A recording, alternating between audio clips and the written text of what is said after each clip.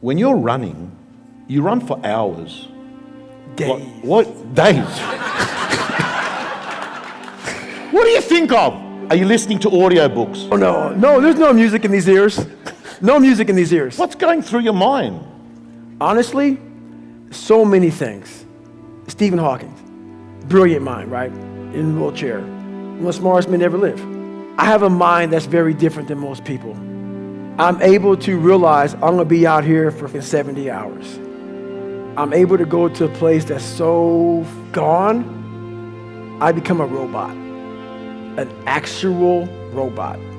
Seriously, I know it's like, you're nuts. No, I become a robot. I don't think, nothing. I just move, I let time go. There's a lot of books out there about this 5 steps. Do this, do this, do this, get there. No, man, it's not that easy. To find real, permanent peace and enlightenment, you must go to the dark side of who you are. You jumped hell, you skipped hell, you forego this part of your life. Are you happy there? You overcame nothing. You must go into the darkness to truly find that light that you're looking for, because that's what's on the other side of that. You have to face suffering. You have to face this dark side, this darkness. And there's a lot of energy in there that you can use to find greatness. David Goggins is a firm believer in taking risks and trying new things. In the world we live, we want to maximize our level of comfort, and we question why there is no progress. We question why we fear and flee when even the smallest part of our lives become challenging. Our entire existence is organized in this manner after all. Everything in our lives is designed to be easy. We don't wish to endure pain. We wish to avoid experiencing discomfort. We are therefore living in a very pleasant environment the entire time. There is no progress in that. David Goggins searched Google for the top 10 most difficult races. Additionally, he wasn't a runner at the time. He may have covered 10 miles in a year. He engaged in weight training and bodybuilding, which he was interested in. He then Googled 10 hardest races in the world, and the Badwater 135 was listed as the top challenge. In the summer, a 135-mile race takes place across Death Valley. His goal was to participate in this race. He believed it to be a stage race where competitors would run a certain distance, camp out, and then compete again the next day. He had no idea that some people could run 100 or 135 miles at once. He was unaware that that was even possible. He had not even completed a marathon. So on a Wednesday, he contacted Chris Kurtzman, the race director, on his cell phone. The race director said to David, you need to run 100 miles to qualify for his event. 100 miles in a year? Goggins questioned. The race director said, no, 100 miles in 24 hours or less.